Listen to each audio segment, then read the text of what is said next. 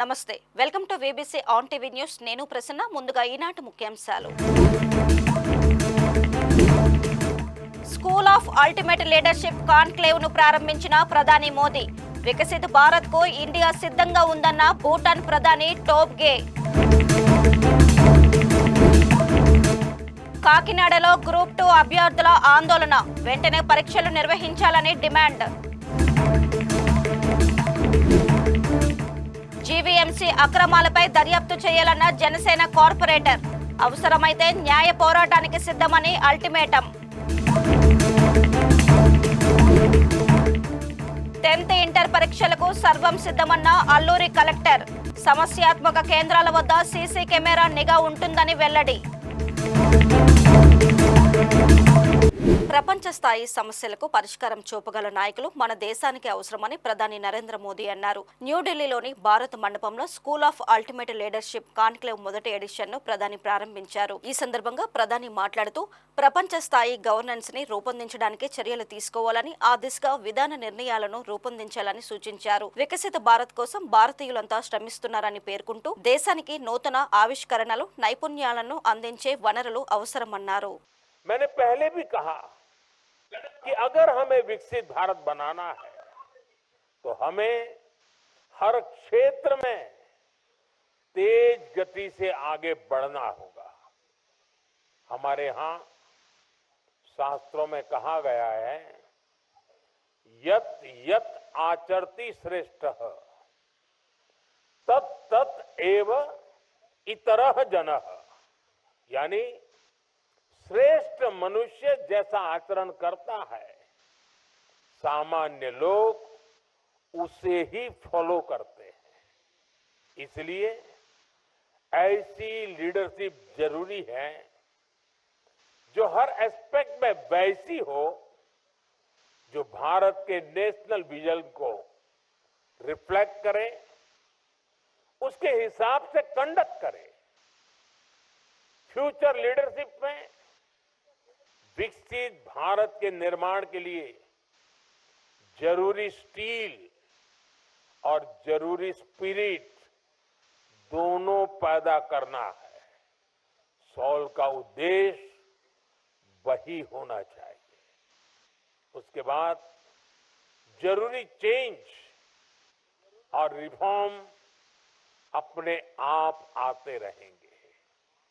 साथियों, ये स्टील और स्पिरिट हमें पब्लिक पॉलिसी और सोशल सेक्टर्स में भी पैदा करनी है. हमें deep tech, space, biotech, renewable energy जैसे अनेक इमर्जिंग सेक्टर्स के लिए लीडरशिप तैयार करनी है. स्पोर्ट्स, एग्रीकल्चर, मैन्युफैक्चरिंग और सोशल सर्विस जैसे कन्वेंशनल सेक्टर्स के लिए भी नेतृत्व बनाना है. हमें हर सेक्टर्स में एक्सलेंस को एस्पायर ही नहीं अचीव भी करना है. इसलिए भारत को ऐसे लीडर्स की जरूरत होगी जो ग्लोबल एक्सलेंस के नए इंस्टीट्यूशंस डेवलप करें. భారత్ గ్లోబల్ పవర్ హౌస్ గా ఎదుగుతున్న నేపథ్యంలో ప్రతి రంగంలో శక్తివంతమైన నాయకులు అవసరమని ప్రధాని ఉద్ఘాటించారు. దేశ అభివృద్ధిలో మానవ వనరులు ప్రధాన పాత్ర పోషిస్తాయని పేర్కొన్నారు. దేశంలోనూ ప్రపంచ వ్యాప్తంగానూ రాణించగల నాయకులను సౌల్ రూపొందిస్తుందని ప్రధాని విశ్వాసం వ్యక్తం చేశారు. స్కూల్ ఆఫ్ అల్టిమేట్ లీడర్షిప్ స్థాపన వికసిత భారత్ ప్రయాణంలో ఒక ముఖ్యమైన ముందడుగు అని ప్రధాని పేర్కొన్నారు.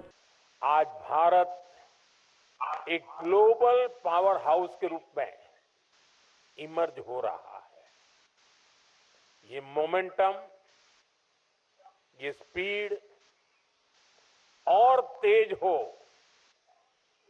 हर क्षेत्र में हो, इसके लिए हमें वर्ल्ड क्लास लीडर्स की, इंटरनेशनल लीडरशिप की जरूरत है.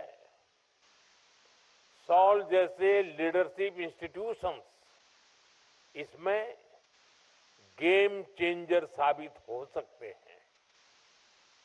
ऐसे इंटरनेशनल इंस्टीट्यूशंस हमारी चॉइस ही नहीं, हमारी नेसेसिटी है। आज भारत को हर सेक्टर में एनर्जेटिक लीडर्स की भी जरूरत है, जो ग्लोबल कॉम्प्लेक्सिटीज का, ग्लोबल नीड्स का सॉल्यूशन ढूंढ पाए, जो प्रॉब्लम्स को सॉल्व करते समय देश के इंटरेस्ट को ग्लोबल स्टेज पर सबसे आगे रखें, जिनकी अप्रोच ग्लोबल हो लेकिन सोच का एक महत्वपूर्ण हिस्सा लोकल भी हो। हम ऐसे इंडिविजुअल्स तैयार करने होंगे जो इंडियन माइंड के साथ इंटरनेशनल माइंडसेट को समझते हुए आगे बढ़े, जो strategic decision making, crisis management और फ्यूचरिस्टिक थिंकिंग के लिए हर पल तैयार हो। अगर हमें इंटरनेशनल मार्केट्स में, ग्लोबल इंस्टीट्यूशंस में कॉम्पीट करना है तो हमें ऐसे लीडर्स चाहिए। ఈ సందర్భంగా భూటాన్ ప్రధాని దాషో షెరింగ్ టోబ్గే మాట్లాడుతూ సౌల్ అనేది భారత ప్రధాని నరేంద్ర మోదీ మానస పుత్రిక వంటిదని అభివర్ణించారు. నాయకులను తీర్చిదిద్దడంలో మోదీ నిబద్ధత తిరుగులేనిదని కొనియాడారు. భారతదేశం వికసిత భారత్గా మారేందుకు సిద్ధంగా ఉందని స్పష్టం చేశారు. Your Excellency, Prime Minister, my mentor, every time I meet you, I am inspired to work even harder as a public servant.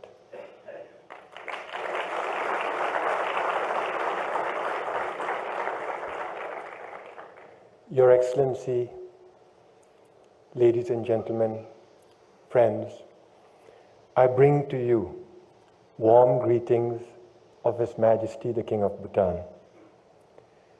Today is an important day in Bhutan, as it is the birth anniversary of His Majesty the King.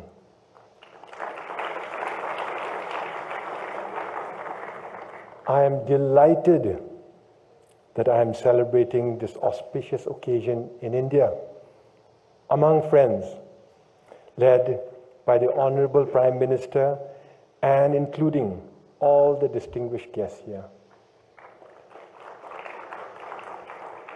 I invite all of you to join me in offering our prayers and birthday greetings to our beloved monarch, King Jigme.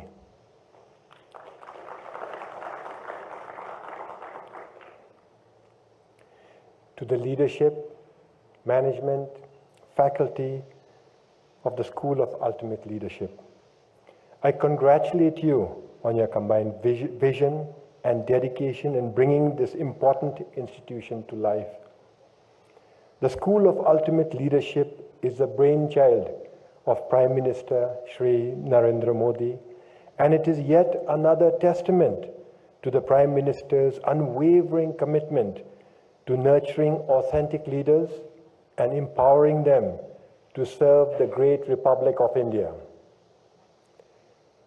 I extend my gratitude to Seoul for inviting me here today. It is an honor to be part of the inaugural Leadership Conclave, a momentous occasion that will pave the way for many generations of capable public servants and leaders. However, I feel compelled to clarify right from the start that I do not have lessons to offer on leadership. I am hardly qualified for that.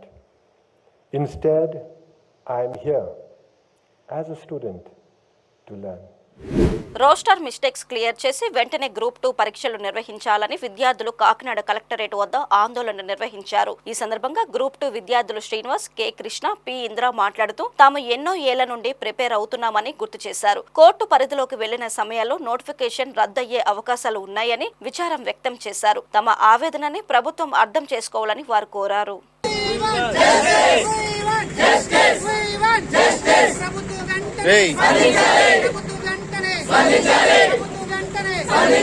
చేసిన వెంటనే రాష్ట్రాన్ని clear చేసిన వెంటనే ప్రభుత్వం తక్షణమే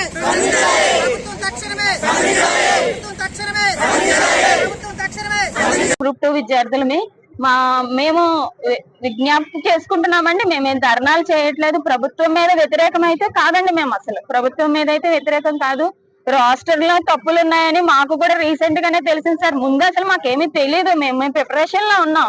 ఈ 20 రోజుల నుంచి బయటకు వచ్చింది ఈ విషయం. తర్వాత హైకోర్టులో కేసు ఉన్నది కదా, కేసు గురించి చూసాం. కేసు ఏమో హైకోర్టు ప్రభుత్వానికి వదిలేసింది. ప్రభుత్వం ఏం చేసిందంటే రీకాల్ చేయకుండానే అవి పెడుతున్నారు. మరి రాస్టర్ లో 26 పాయింట్స్ మరి మీరు అబ్జర్వ్ చేసి దాన్ని మీరు ముందుగా మీరు దాన్ని పూర్తి చేసిన తర్వాత ఎగ్జామ్ పెట్టండి. మరి జార్ఖండ్ లో ఏమైందో మరి సుప్రీంకోర్టు మరి తీర్పు ఇచ్చింది. ఆల్రెడీ జాబ్ లో జాయిన్ అయిపోయిన తర్వాత వాళ్ళని తీసేశారు. రేపు పరిస్థితి కూడా మాది అదే సార్. మేము బాధపడేది ఏంటంటే ఫస్ట్ ఆఫ్ ఆల్ ఈ నోటిఫికేషన్ క్యాన్సిల్ అయిపోతుంది అన్న బాధలో ఉన్నాం మేము. ఈ నోటిఫికేషన్ క్యాన్సిల్ అయిందంటే మళ్ళీ ఎప్పుడు తీస్తారో తెలియదు. ఇది ఎగ్జామ్ రాసేసాం అనుకోండి, కేసులు వేస్తారు. మళ్ళీ కేసులు అయితే అలా పెండింగ్ లో ఉంటది. పెండింగ్ లో ఉంటే ఏ 3 సంవత్సరాలకో 2 సంవత్సరాలకో ఎప్పుడో వస్తుంది. మళ్ళీ నోటిఫికేషన్ ఎవరు? ఇది క్లియర్ అయితేనే కానీ నోటిఫికేషన్ ఎవరు? మరి అవన్నీ మరి మా గురించి ఆలోచించుకోవాలి కదా సార్. మేము స్టూడెంట్స్ మరి మేము ఇంకా చదువుతున్నావా అని ఇంట్లో వాళ్ళు ప్రెజర్, మానసికమైన ప్రెజర్ సార్ చదివి మరి మేము తట్టుకోలేకపోతున్నాము. మా గురించి మీరు ఆలోచించండి. మరి బోల్డెన్ కేసులు జరుగుతున్నాయి, ఇది కూడా అలాగే జరుగుతుందని నేను అనుకుంటున్నాం. మరి నా పేరు కృష్ణ అండి. నేను గ్రూప్ 2 5 సంవత్సరాల నుంచి ప్రిపేర్ అవుతున్నాండి. నాలా నిరుద్యోగులు కాకినాడలో 5,000 నుంచి 10,000 మంది ప్రిపేర్ అవుతున్నారండి. గత ప్రభుత్వం ఇచ్చిన నోటిఫికేషన్ లో తప్పులు ఉన్నాయని చెప్పి ప్రభుత్వ తరపు నుంచి అడ్వకేట్ జనరలే గౌరవ హైకోర్టులో ఒప్పుకోవడం జరిగిందండి. దాన్ని వ్యతిరేకించి కూడా గవర్నమెంట్ పరీక్ష పెట్టడానికి సిద్ధమవుతుంది. ఈ తరంలో గత నోటిఫికేషన్ లో చూస్తే జార్ఖండ్ కేసు గానీ, అస్సాం కేసు గానీ, మహారాష్ట్ర కేసు గానీ ఇలా నోటిఫికేషన్ సెలెక్ట్ అయిన వాళ్ళు కూడా తీసేసిన సందర్భాలు ఉన్నాయండి. అదే పరిస్థితి మాకు ఎదురవ్వకూడదని ప్రభుత్వాన్ని విజ్ఞప్తి చేసుకుంటున్నామండి. ఈ నోటిఫికేషన్ లో రోస్టర్ అనేది క్లియర్ చేసి మాకు ఎగ్జామ్ పెట్టాలని మేము గవర్నమెంట్ ని విజ్ఞప్తి చేసుకుంటున్నామండి. గౌరవ లోకేష్ గారికి కానీ, చంద్రబాబు నాయుడు కానీ, పవన్ కళ్యాణ్ గారికి కానీ మా విజ్ఞప్తి ఆలకించి ఈ ఎగ్జామ్ అనేది రోస్టర్ క్లియర్ చేసి పెడతారని చెప్పేసి మేము మనవి చేసుకుంటున్నామండి. దయచేసి మమ్మల్ని ఈ ఎగ్జామ్ నుంచి పోస్ట్ పోన్ చేసి ఇది క్లియర్ చేయాలని కోరుకుంటున్నాను. నేను గ్రూప్ 2 మెయిన్స్ ఎగ్జామ్ ప్రిపరేషన్ లో ఉన్నాను. అయితే ముఖ్యంగా మా బాధ ఏంటంటే ఆంధ్రప్రదేశ్ పబ్లిక్ సర్వీస్ కమిషన్ వారు రిలీజ్ చేసినటువంటి 2023లో రిలీజ్ చేసినటువంటి నోటిఫికేషన్ లో రోస్టర్ మిస్టేక్స్ ఉండడం వల్ల ఇది కోర్టు దృష్టికి కూడా తీసుకెళ్లడం జరిగింది.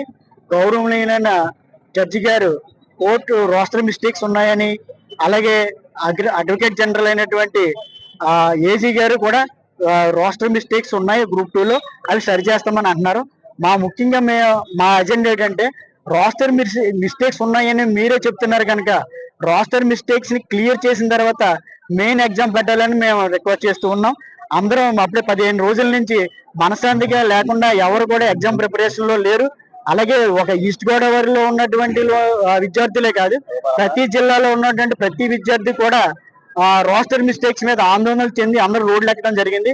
కావున మా ఏలిన చంద్రబాబు నాయుడు గారు ముఖ్యమంత్రి గారు, అలాగే డిప్యూటీ సీఎం గారు, అలాగే నారా లోకేష్ గారు దీనిపై స్పందించి వెంటనే ఈ గ్రూప్ 2 ఎగ్జామ్ ని పోస్ట్ పోన్ చేసి రోస్టర్ క్లియరెన్స్ ఇచ్చిన తర్వాత ఈ ఎగ్జామ్ కండక్ట్ చేయాలని మనవి చేస్తూ ఉన్నాం.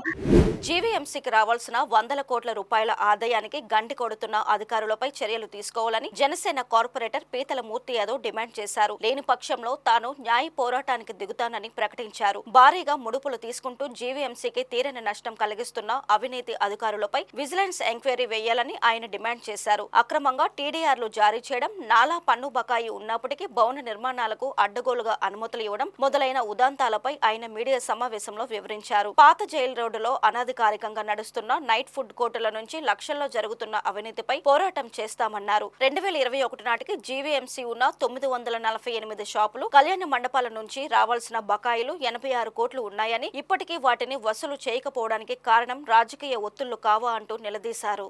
వీటి మీద రాష్ట్ర ప్రభుత్వం చర్యలు చేపట్టేదని చెప్పి మేము భావిస్తూ ఉన్నాం. లేని పక్షంలో ఖచ్చితంగా న్యాయ పోరాటం చేస్తాం.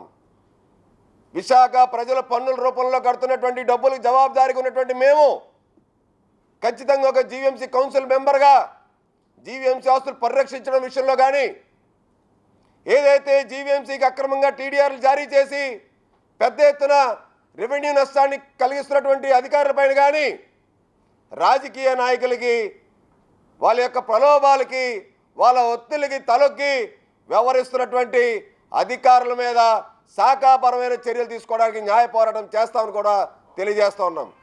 అల్లూరి సీతారామరాజు జిల్లాలో రానున్న 10వ తరగతి ఇంటర్మీడియట్ పరీక్షల నిర్వహణకు అన్ని ఏర్పాట్లు చేస్తున్నామని అల్లూరి సీతారామరాజు జిల్లా కలెక్టర్ ఏఎస్ దినేష్ కుమార్ తెలిపారు. ఈ మేరకు ఆయన మీడియా సమావేశం నిర్వహించి పరీక్షల ఏర్పాట్ల వివరాలను వెల్లడించారు.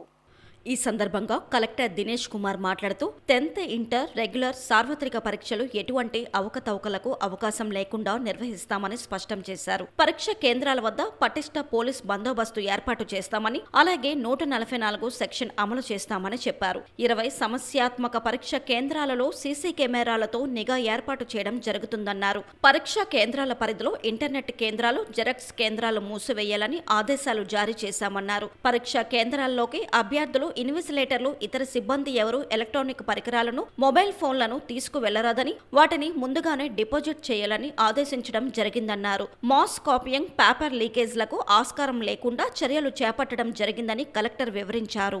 కూడా ఫీల్డ్ లో తిరుగుతాం అండ్ పోలీస్ సైడ్ లో కూడా ఎస్పీ గారు, అడిషనల్ ఎస్పీస్, డిఎస్పీస్ అందరూ కూడా ఫీల్డ్ లో తిరిగి ఈ ఎగ్జామినేషన్స్ లో ఎట్లాంటి అవకతవకలు కాకుండా, ఎట్లాంటి మాస్ కాపింగ్ కానీ, ఈ క్వశ్చన్ పేపర్ లీకేజెస్ కానీ అట్లాంటి విషయాలు కాకుండా ఎట్లా చేయాలని చాలా గట్టిగా ఈ కార్యక్రమం నిర్వహిస్తున్నాము. ఇక్కడ మనకి 2 జిల్లాలో ముఖ్యమైన 2 కేంద్రాలు, అటువైపు ఎస్ట్వైల్ ఈస్ట్ గోదావరి ప్లస్ ఇక్కడ వైజాగ్ ఉంటారు, 2 ప్రాంతం నుంచి వచ్చిన మండల్స్కి. Paderu will be headquarters for Paderu 11 mandals and sub collector Rampachodavaram ఆఫీస్ని ఒక sub nodal officer, sub control రూమ్గా అక్కడ పెట్టడం జరిగింది. అక్కడ నుంచి ఆల్ యాక్టివిటీస్ అని కూడా మనం మానిటర్ చేయడం జరుగుతుంది. ఆల్రెడీ ఈ ఎగ్జామినేషన్స్కి ముందు రోజు నుండి ఈ ఎగ్జామినేషన్స్ వరకు ఆల్ లొకేషన్స్లో సెక్షన్ 144 సిఆర్పిసి ద్వారా ఎట్లాంటి షాప్స్, ఎస్పెషలీ మనకున్న ఫోటో కాపింగ్, జెరాక్స్ షాప్స్ కానీ ఆర్ ఎనీ డిటిపి వర్క్స్ చేసిన షాప్స్లో ఆర్ ఎగ్జామినేషన్ సెంటర్ నుంచి 100 మీటర్స్ 200 మీటర్స్ ప్రాక్సిమేట్లో ఉన్న ఇలాంటి షాప్స్లన్నీ కూడా క్లోజ్ చేయడానికి ఆల్రెడీ నోటీస్ ఇవ్వడం జరిగింది. అది కూడా ఇంప్లిమెంట్ చేయడానికి పోలీసులకు ఆదేశం ఇచ్చడం జరిగింది. పోలీసులు కూడా ప్రతి ఈ క్వశ్చన్ పేపర్స్ అన్నీ కూడా ప్రాంతీయ పోలీస్ స్టేషన్స్లో జాగ్రత్తగా దాచిపెట్టడం జరుగుతుంది. మార్నింగ్ 7:30కి అక్కడ ఉన్న చీఫ్ సూపరింటెండెంట్ డిపార్ట్మెంట్ ఆఫీసర్స్ వచ్చేసి ఈ ఎస్హెచ్ఓ అంటే ఈ స్టేషన్ హౌస్ ఆఫీసర్ దగ్గర నుంచి టేకింగ్ ఓవర్ ద్వారా క్వశ్చన్ పేపర్ తీసుకువెళ్ళి అది ఆ సెంటర్స్కి తీసుకువెళ్ళడం జరుగుతుంది. ఇది కూడా ప్రతిరోజు morning A particular set of question papers తీసుకోవాలి, దాని గురించి ఇన్ఫర్మేషన్ కూడా సెంట్రల్గా గవర్నమెంట్ నుంచి వచ్చిన ఇన్ఫర్మేషన్ ద్వారా ఇది కింద స్థాయిలో చేయడం జరుగుతుంది. దీనికి కూడా ప్రాపర్ పోలీస్ బందోబస్తు అన్ని కూడా ఏర్పాటు చేయవలసిందా ఆల్రెడీ ఎస్పీ గారికి లెటర్ రాసాం, వాళ్ళు కూడా బందోబస్తు ప్లాన్ పెట్టడం జరుగుతుంది. అసత్యాలను ప్రచారం చేయడం మానుకోవాలని మంత్రి సత్యకుమార్ యాదవ్ వైసీపీ అధినేతకు సూచించారు. ఈ మేరకు ఆయన ఒక వీడియో విడుదల చేశారు. చిత్తూరు జిల్లాలో ఓ వ్యక్తి పెయింటింగ్ పని చేస్తుండగా తాడు తెగిపోవడంతో కింద పడిపోయి గాయాలయ్యాయని, అంబులెన్స్ రాకపోవడం వల్ల అతడు మరణించాడని వైసీపీ తప్పుడు వార్తలను ప్రచారం చేసిందని ఆయన ఆగ్రహం వ్యక్తం చేశారు. ప్రమాదం జరిగిన 17 నిమిషాలకే అంబులెన్స్ ఘటనా స్థలానికి చేరుకుందని, అయితే దురదృష్టవశాత్తు అప్పటికే ఆ వ్యక్తి మరణించాడని మంత్రి తెలిపారు. వైసీపీ హయాంతో పోలిస్తే రాష్ట్రంలో వైద్య సదుపాయాలు అన్ని రకాలుగాను మెరుగుపడ్డాయని చెప్పారు. అది కాక ఇంకో ఇది కూడా చూడాలి. మీ సమయంలో ఎటువంటి వైఫల్యాలు ఉండేవి అనే విషయాన్ని చెప్పాలనుకుంటే, ప్రిన్సిపల్ అకౌంటెంట్ జనరల్ ఆఫీస్ చేసిన ఒక ఆడిట్ రిపోర్ట్లో మే జూన్ నెలల్లో చేసిన ఆడిట్ రిపోర్ట్లో మీరు షార్ట్ ఫాల్స్ ఏంటయ్యా అంటే, ఈ డ్రగ్స్ 7 డ్రగ్స్ ఉండాలి. 7 డ్రగ్స్లో షార్ట్ ఫాల్స్ ఓ దాంట్లో 60, ఓ దాంట్లో 59, ఓ దాంట్లో 56. సగటున చూస్తే 58% డ్రగ్స్ సప్లైలో అంటే ఆ అందుబాటులో ర్యాండమ్లో 25 అంబులెన్స్లు తీసుకున్నారు. ర్యాండమ్లో 25 అంబులెన్స్లు తీసుకొని పరీక్షిస్తే ఆడిట్ చేస్తే దాంట్లో డ్రగ్స్ సంబంధించి 58% షార్ట్ ఫాల్ ఉంది. ఎవరు కారణం దీనికి? అప్పటికి కుటుంబ ప్రభుత్వం రాలేదుగా, అప్పుడే కదా, జూన్ తర్వాత కదా. అదేవిధంగా ఇది తర్వాత కన్జ్యూమబుల్స్లో కూడా 12 రకాల కన్జ్యూమబుల్స్ ఉండాల్సి ఉంటే దాంట్లో షార్ట్ ఫాల్ 70%, 52% నుంచి 72%, సగటు వేసుకుంటే అది కూడా 62-63% వస్తుంది.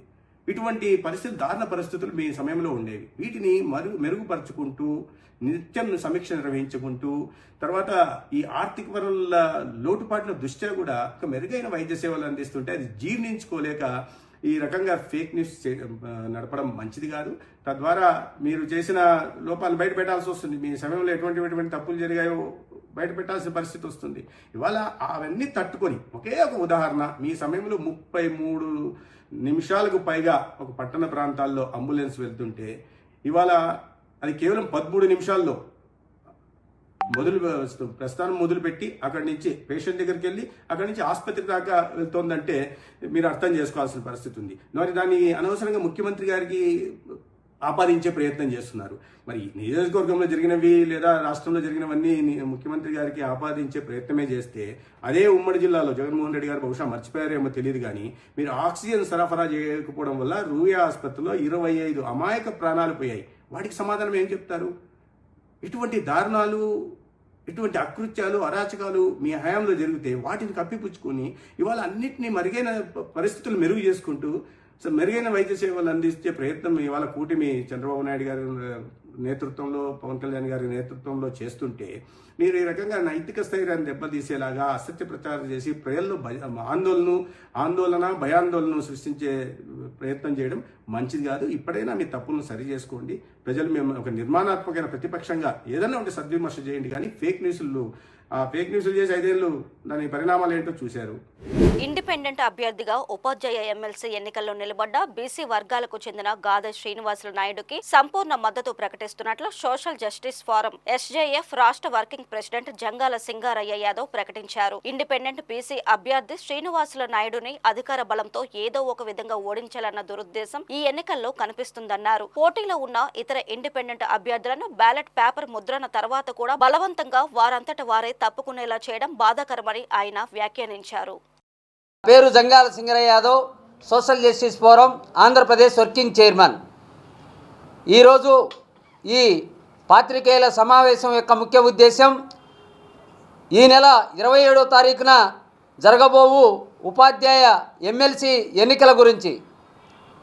ఉపాధ్యాయ ఎమ్మెల్సీ ఎన్నికల్లో మరి ఉత్తరాంధ్ర నుంచి అభ్యుదయవాది ఉపాధ్యాయుల ఉద్యమకారులు, మంచి వ్యక్తి, అదేవిధంగా గతంలో మరి 2 సార్లు ఎమ్మెల్సీగా మరి ఎన్నికైనటువంటి వ్యక్తి, బీసీ వర్గానికి చెందిన బీసీ ముద్దుబిడ్డ గాదె శ్రీనివాసులు నాయుడు గారిని మరి బలపరుస్తూ సోషల్ జస్టిస్ ఫోరం, కాపు ఐక్యవేదిక, బీసీ ఐక్యవేదిక, ఈడబ్ల్యూఎస్ హక్కుల పరిరక్షణ వేదిక, దళిత క్రైస్తవుల హక్కుల పరిరక్షణ వేదిక, మహిళా హక్కుల పరిరక్షణ వేదిక ఎస్జేఎఫ్ పక్షాన మేమందరం కూడా సంపూర్ణ మద్దతును తెలియజేస్తున్నాం.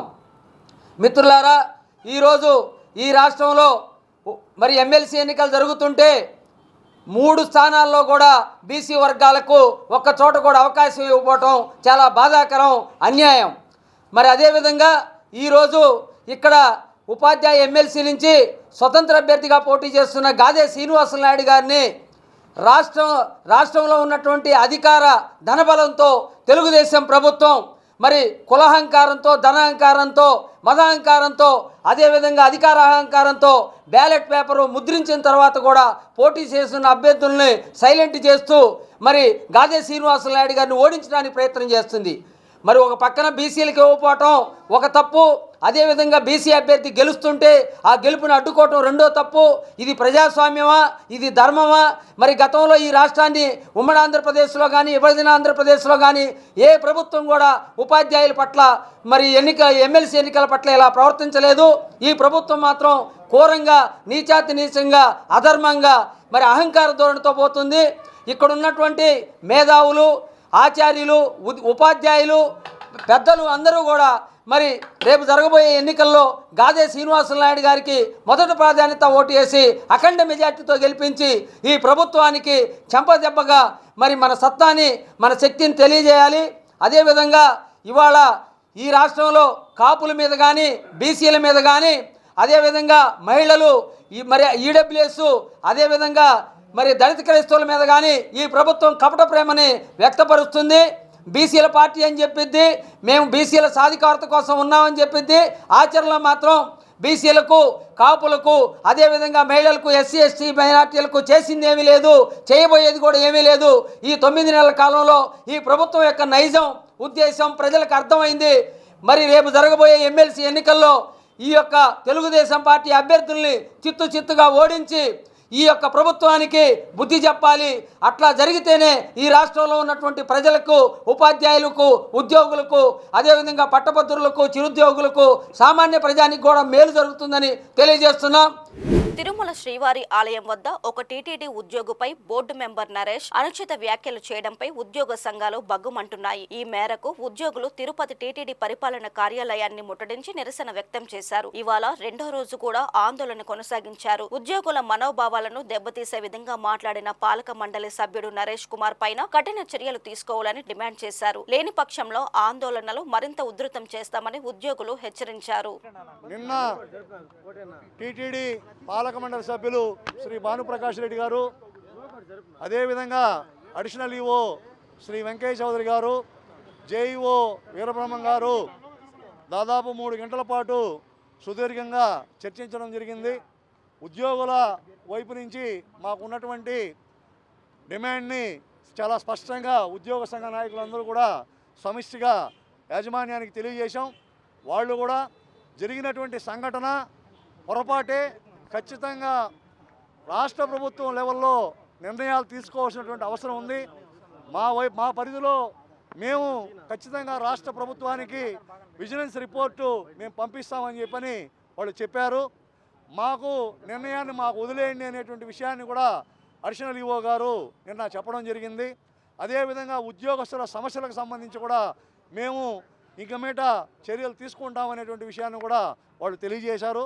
తదనంతరం ఉద్యోగ సంఘాలందరూ కూడా సమావేశమై టీటీడీ యాజమాన్యం నిన్న 2-3 గంటల పాటు చర్చలు జరిపినందున రాష్ట్ర ప్రభుత్వానికి ఒక నివేదిక సమర్పించి రాష్ట్ర ప్రభుత్వం నిర్ణయం తీసుకునేందుకు ఆలస్యం అయ్యేందువల్ల మేము 2 రోజుల పాటు మా యొక్క కార్యాచరణని ఉధృతం కాకుండా కొంత స్లో డౌన్ చేశాము. అందుకనే ఈరోజు మేము మౌనంగా మా యొక్క నిరసనని 1 గంట పాటు తెలియజేశాము. రాబోయేటువంటి రోజుల్లో చైర్మన్ గారు, ఈఓ గారు, ఎవరైతే పాలక మండలి సభ్యులు, అడిషనల్ ఈఓ గారు హామీ ఇచ్చారో ఖచ్చితంగా ఉద్యోగస్తులకు అందరికీ న్యాయం చేసే విధంగా వాళ్ళు వ్యవహరిస్తారని చెప్పని మేము ఆశిస్తున్నాం. ఆ రకంగానే ఈరోజు మా యొక్క కార్యక్రమం అనేటువంటిది జరిగింది. ఖచ్చితంగా ఏదైతే మేము కోరామో నరేష్ కుమార్ గారు తన పదవికి రాజీనామా చేయాలి. అదేవిధంగా ఉద్యోగస్తులందరికీ ఆయన బహిరంగంగా, భక్తులకు ప్రధానంగా, ఉద్యోగస్తుల కన్నా భక్తులకి ప్రధానంగా బహిరంగంగా క్షమాపణ చెప్పాలి. భవిష్యత్తులో ఇటువంటి సంఘటనలు జరగకుండా గతంలో ఏవైతే ఉద్యోగస్తులపైన జరిగినటువంటి సంఘటనలపైన కూడా వాళ్ళందరినీ సస్పెన్షన్లు కానీ అదేవిధంగా ట్రాన్స్ఫర్లు చేసినటువంటి వాళ్ళందరినీ కూడా ఇమీడియట్గా రెస్టోర్ చేయాలని మా యొక్క డిమాండు.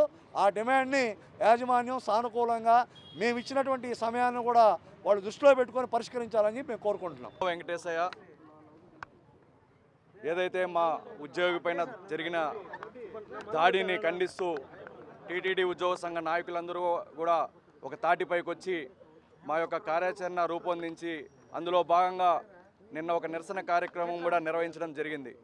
నిరసన కార్యక్రమం అనంతరం గౌరవ బోర్డు సభ్యులు భానుప్రకాష్ రెడ్డి గారు, అడిషనల్ ఈఓ వెంకయ్య చౌదరి గారు, జేఈఓ వీరబ్రహ్మం గారు, మిగిలిన అధికారులందరూ కూడా ఉద్యోగ సంఘ నాయకులందరినీ కూడా పిలిచి దాదాపు ఒక 3 గంటల సేపు సుదీర్ఘంగా సమావేశం కూడా నిర్వహించడం జరిగింది.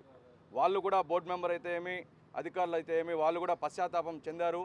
ఈ సంఘటన జరిగి ఉండకూడదు, ఉద్యోగికి జరగడం చాలా బాధాకరం, దీన్ని మేము కూడా ఖండిస్తున్నాం, మీకు మా సంపూర్ణమైన మద్దతు ఉంటుంది, మాకు కూడా కొద్దిగా సమయం ఇవ్వండి, వారిపైన సమగ్ర విచారణ చేసి విజిలెన్స్ రిపోర్ట్ని ప్రభుత్వానికి పంపించి దానిపైన చర్య తీసుకునే విధంగా, ఉద్యోగస్తులకి మేలు జరిగే విధంగానే చర్యలు తీసుకునే విధంగా మేము చూసుకుంటామని చెప్పి నిన్న అడిషనల్ ఈఓ గారు చెప్పడం జరిగింది. వారిపైన ఉన్నటువంటి ఉన్నతాధికారులపైన ఉన్నటువంటి గౌరవంతో ఉద్యోగ సంఘ నాయకులందరూ కూడా ఏకాగ్రీవంగా ఈ యొక్క ఏదైతే మా నిరసన కార్యక్రమాలు ఉధృతాన్ని కొద్దిగా తగ్గిస్తూ ఈ 2 రోజుల పాటు అంటే ఈరోజు రేపు మౌన నిరసన తెలపాలని చెప్పి నిర్ణయించుకోవడం జరిగింది. అందులో భాగంగా ఈరోజు మౌన నిరసన అడ్మినిస్ట్రేటివ్ బిల్డింగ్ టీటీడీలో చేయడం, వందలాది మంది ఉద్యోగస్తులు వచ్చి ఈ కార్యక్రమాన్ని కూడా విజయవంతం చేయడం జరిగింది. మేము ప్రభుత్వాన్ని కానీ మేనేజ్మెంట్ని కానీ ఒకటే డిమాండ్ చేస్తున్నాం. ఇది ఏ బాలాజీకో మొన్నటికి మొన్న సూరి గారికి జరిగిన సంఘటన కాదు. ఇది 50 మంది టీటీడీ ఉద్యోగస్తులకి జరిగినటువంటి సంఘటన. ఇది మా ఆత్మ గౌరవానికి సంబంధించిన సంఘటన. కాబట్టి ప్రభుత్వం కానీ అధికారులు కానీ తక్షణమే స్పందించి ఏదైతే బోర్డు మెంబర్ నరేష్ కుమార్ గారు ఉన్నారో ఆయన పదవి నుంచి తొలగించాలి. బేషరత్తుగా అటు ఉద్యోగస్తులకి భక్తులకు బహిరంగ క్షమాపణ చెప్పించాలి. అప్పటి వరకు మా నిరసన కార్యక్రమాలు ఇలానే కొనసాగుతాయని చెప్పి ప్రభుత్వానికి తెలియజేస్తున్నాం. ఓం నమో వెంకటేశాయ. ఈ వార్తలు ఇంతటితో సమాప్తం. మరిన్ని విశేషాలతో మళ్ళీ కలుద్దాం.